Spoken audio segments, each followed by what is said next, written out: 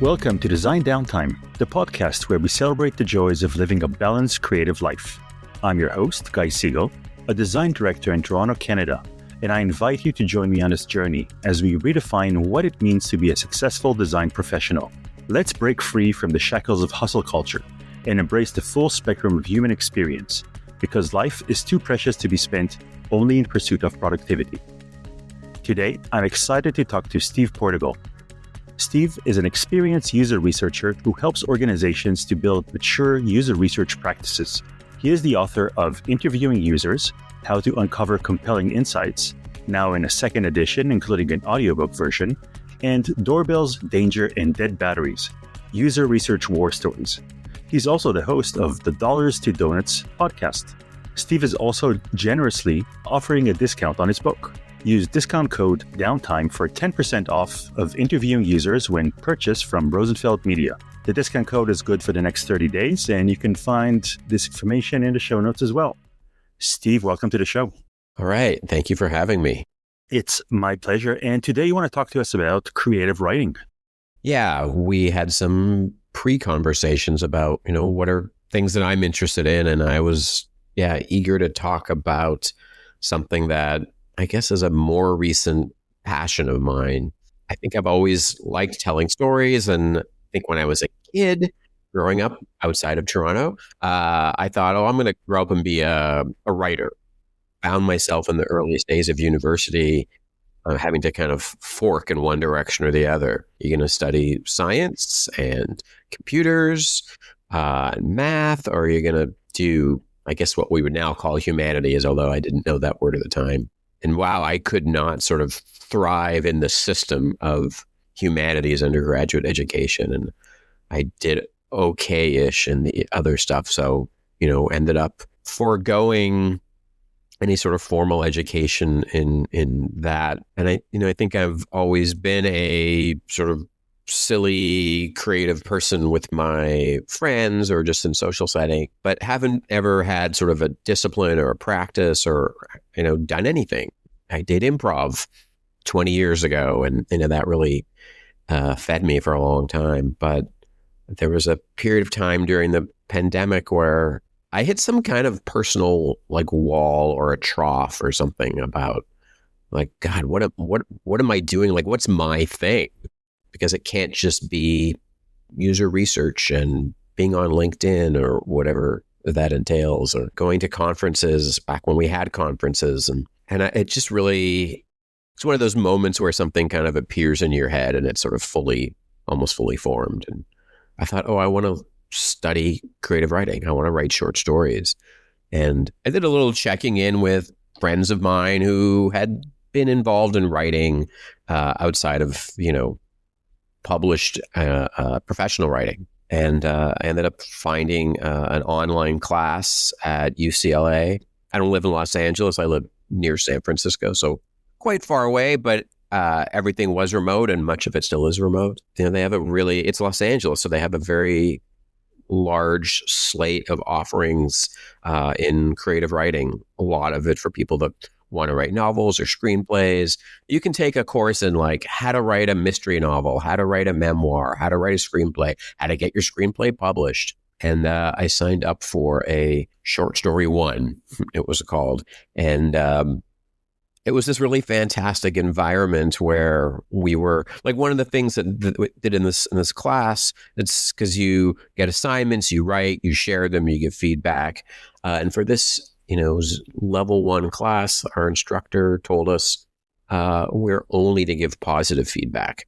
It doesn't mean that the piece is perfect and doesn't, merit critical feedback, which the instructor would provide, but kind of our developing a practice as not just writers, but also critiquers and giving feedback is only to give positive feedback, which forces you, it's a forcing function, right? Because I think you can always find something negative to say.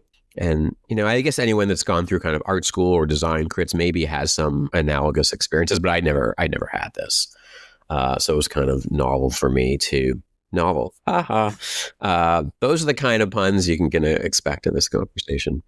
That environment to be with other writers or wannabe writers, aspirational writers, at completely different levels of experience and I think just skill and interest, and then to be facilitated in this really gentle way to kind of start practicing, doing little pieces, giving feedback, learning from the feedback. It's just this sort of fantastic entree into, this creative world that I had no formal experience in. So this is interesting because on the surface, I mean, you have plenty of experience. You wrote 2 books.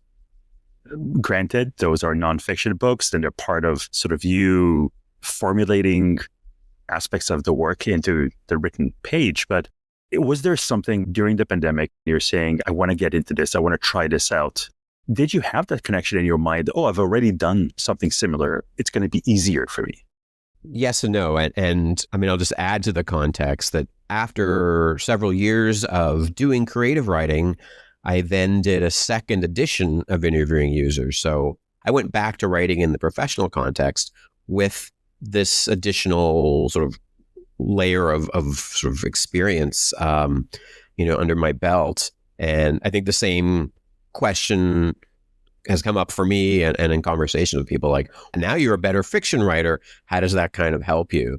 I never thought that it was going to be easy. Yeah, I think I definitely have some advantages. I mean, I think we all know people that can sort of put words on paper. We know people that can't. Sometimes we don't see those people because they're not maybe on social media or on LinkedIn writing long things. But I've always been sort of able to, blather out paragraphs and sentences. I think it came up for me also in terms of ambition, being a kid and thinking, I want to write a book someday. I didn't think that interviewing users would be that book, but being able to say, oh, I've accomplished that. To your point in the intro about hustle, people go into creative writing because they want to sell a piece or they want to publish a book. They want to accomplish something kind of in the sort of capitalist media vein of things. And I don't have that pressure on myself to succeed, quote, because I've already accomplished, publishing books in our field. I don't think I thought it was going to be easy. I guess, anytime you learn a new skill, you start looking for adjacencies or ways that it reflects something else. Like, how does this thing that I've done or not done inform this thing that I am doing? And then, even coming back to, rewriting entirely interviewing users, I think I had some more revision muscles, which is a very, revising it is a certain flavor of writing. So there are sort of pieces at which they inform each other.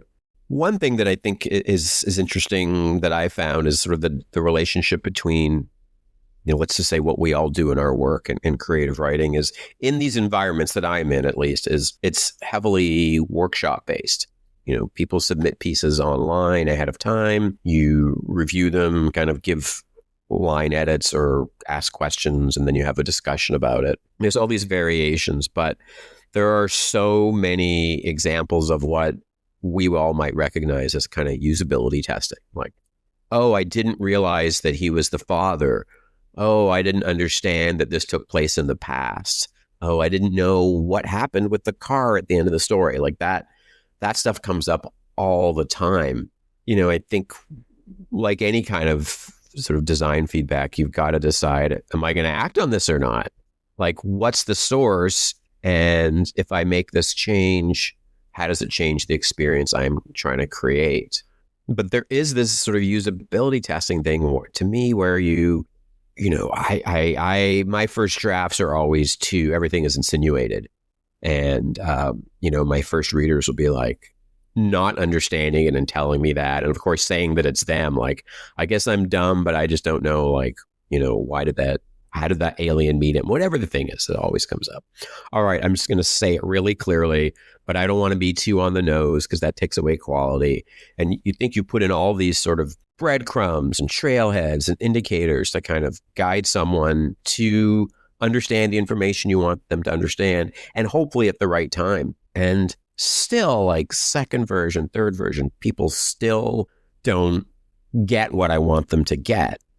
There's sort of this iterative testing thing that it's super frustrating when someone doesn't walk away from something with what you hope they're going to walk away from. And I definitely struggle with figuring out what to do about that, because I think because it's not a design of a product someone has to use, I can make a different choice and say like, you may end up ambiguous, or you may not know who Gollum is, so you may not understand this. So you may be too young to remember Mayor McCheese. I mean, these are actual examples. Now I'm giving real examples. And just trying to sort of come to my own sort of happy place about taking that feedback, but choosing what to do about it. And, I don't want to sound too confident. I mean, I'm absolutely still climbing the learning curve on even just this one thing, like how to take feedback and how to do better first, and then how to kind of integrate this feedback so that it works for people.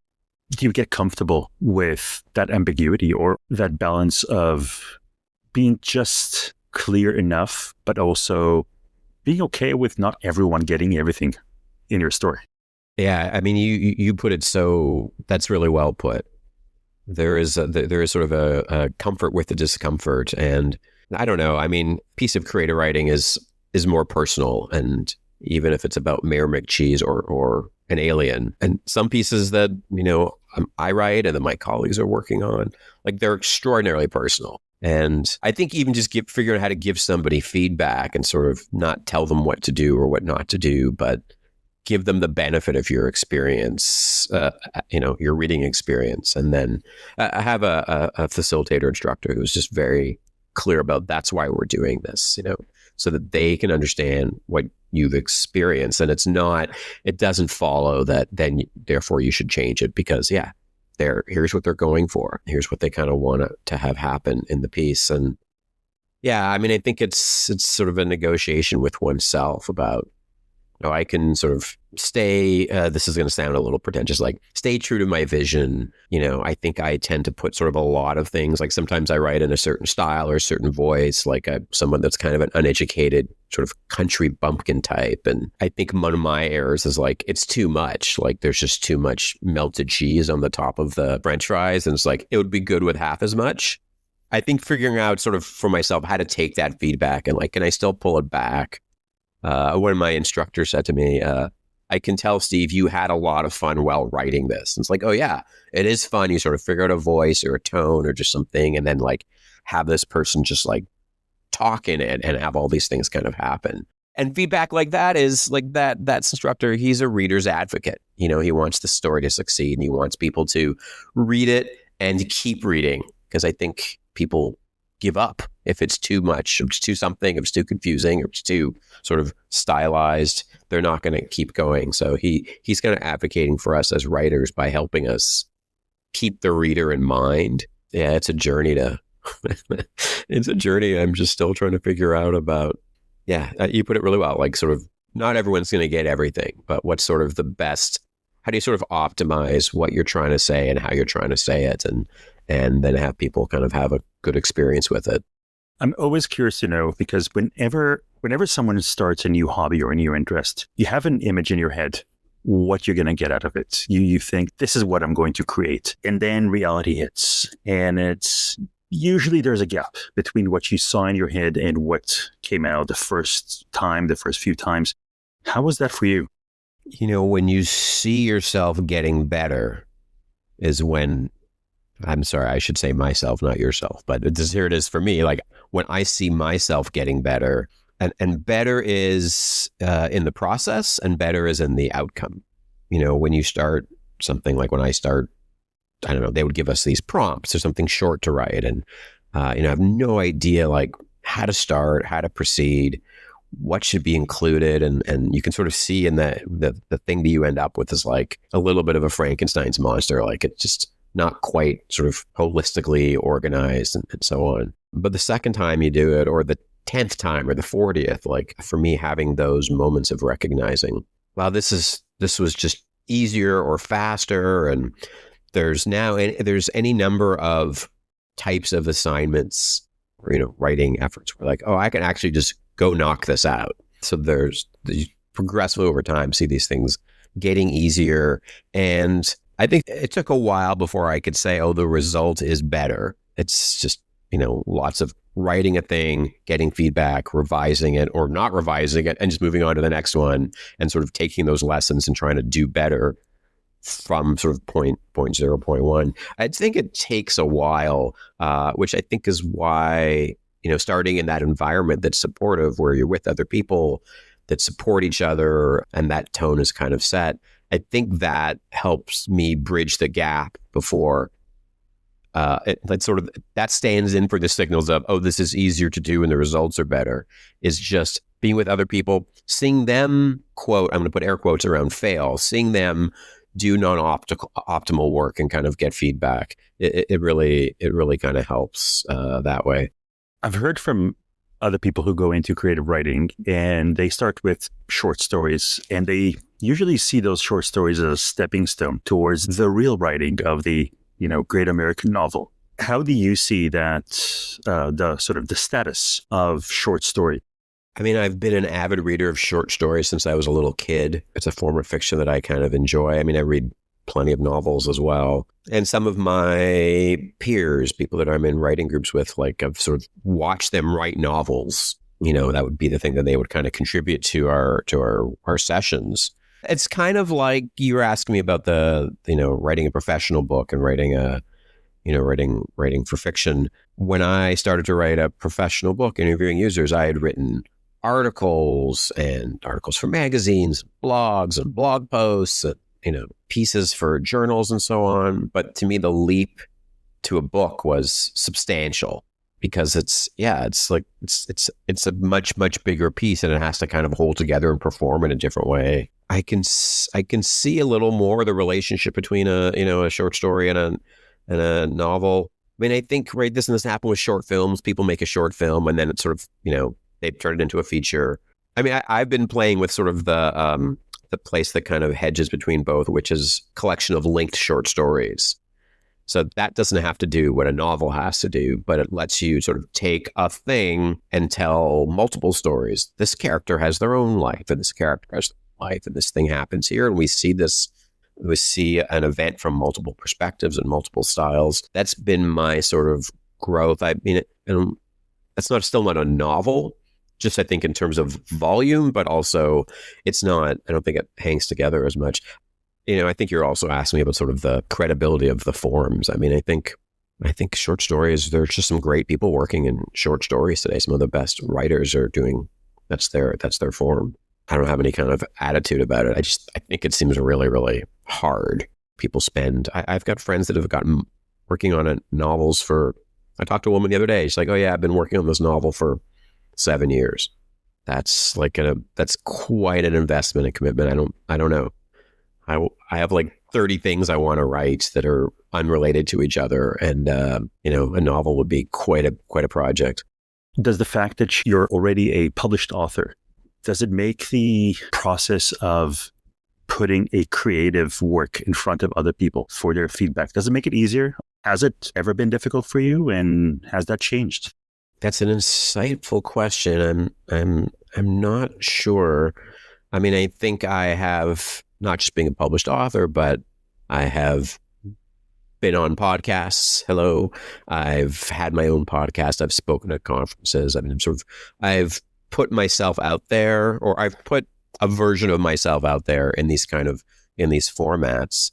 Although those are sort of very one-to-many, and I think the good feedback environments they're more intimate. They're sort of designed to support each other. The more I've written, the more I found myself in different groups that have different norms and different behaviors. And I had an experience, I don't know, maybe a couple months ago, where I shared a draft piece in a class, and the people in the class each kind of went to give feedback, and they were extremely gracious, positive, encouraging, admiring. And then the instructor just, I don't know, this is hyperbolic, but like kind of tore me a new one.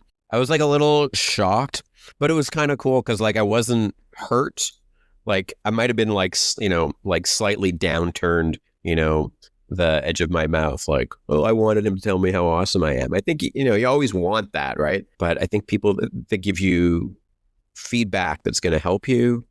I mean, I don't want to make myself sound like someone that's got this like no ego or that's like invulnerable to criticism. I feel like I'm very sensitive, but I think these environments and the ways that people treat each other, and, this instructor that was so critical is very self-effacing, and we have a relationship at this point. And I can see that he kind of felt like he would treat me differently than other people because he thought I could handle it. He was not unkind. I mean, I don't want to, mischaracterize him. And I took a little bit of compliment from that. I'm like, okay, he's telling me something that he really thinks I need to hear. The good thing is you don't have to like go change anything right then. Like I usually let stuff mellow until I'm a little more ready to approach it. And I have that balance of like, okay, here's what so-and-so said, and here's what so-and-so said, and here's what I want to do. And I need to kind of just circle back to that kind of point where I'm sort of ready to revise that way. I'll give you a bit of pause with a softball. Do you have a writing ritual? Do you have time of day? Do you have a place or a setting or, certain music you put on for writing? I mean, I don't have enough of a consistent lifestyle. Yeah, sometimes there are times in the week, maybe a time when, I'm nothing else in the house is going on or everyone else is occupied and I'm going to do my thing. I think I kind of opportunistically look for, okay, what's the next thing I want to write? And then when am I going to carve out some time to do that? So it's not fixed, but it is opportunistic. I don't have a place or a time or anything that's sort of obviously a ritual, but writing time is special time. I have a couple of days coming up, right, from the time we're having this conversation. And I've already been thinking like the last couple of days, like, oh, I have, this day with nothing, so I can do this and do that and then like sit and write. So it is sort of special time that I look forward to, but it's not consistent. And that's sort of how my brain is anyway. You mentioned Aliens and Mayor McCheese. Do you write any specific genres? I mean, figuring out what to write, I think has been like a really fun journey as well. And I started off taking what to me were significant moments from typically childhood, I guess, or younger life, and then writing fictional versions of that. Definitely not memoir and not trying to be holden to like what did happen, but trying to, I guess, probably work through something by, putting it in story form.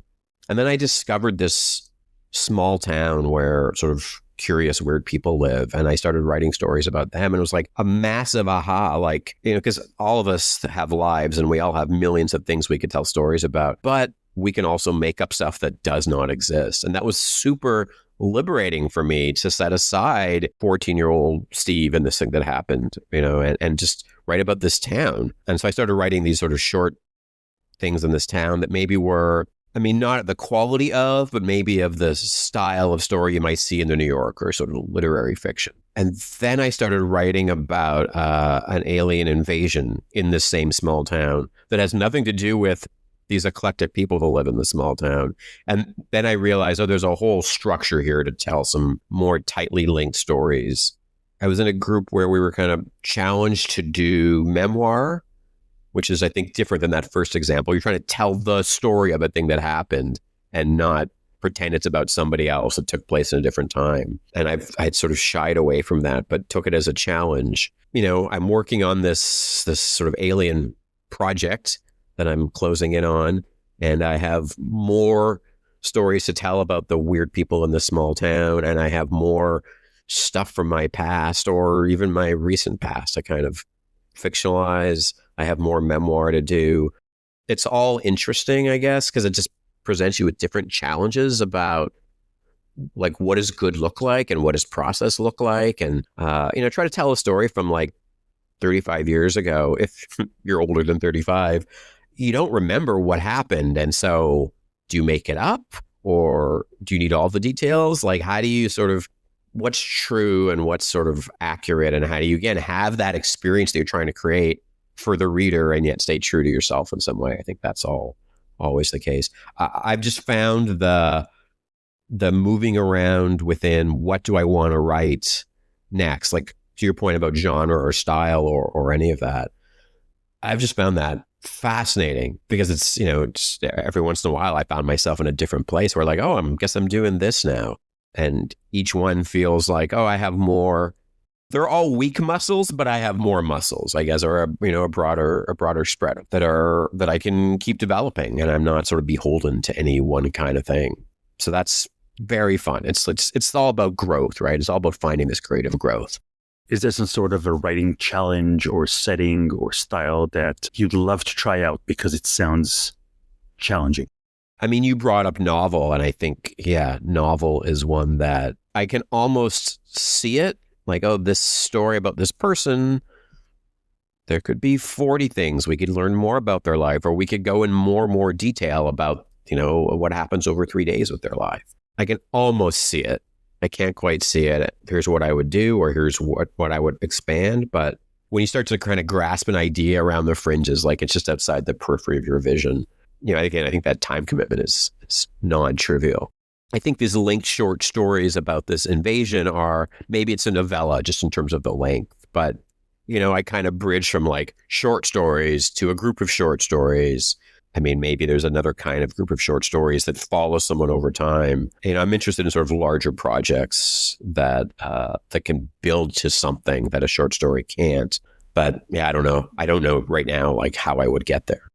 Has writing given you newfound appreciation for storytelling formats, whether it's written or, movies, television, now that you are more versed in the process of creating them? Yes. Yeah, it really does change how you consume things that someone else has written. Yeah, I mean, in books, you're definitely seeing style things. And I copy a lot of things that I see somebody else do. And for sure, in just watching television and movies, you see all the tropes that are there that are, it's not bad. Like tropes engage us, right? They're like, it's like a design system for a story. Foreshadowing tells you that there's going to be a car crash when you see the person with a shot with a certain camera angle, and like that's good. Like that creates that sort of fear, like that roller coaster ride catharsis stuff that's all happening. But yeah, I think I had maybe some intuitive decoding of story patterns, and now I can recognize them a little bit more. Yeah, it doesn't lessen or increase the enjoyment. I mean, there's always stuff to steal.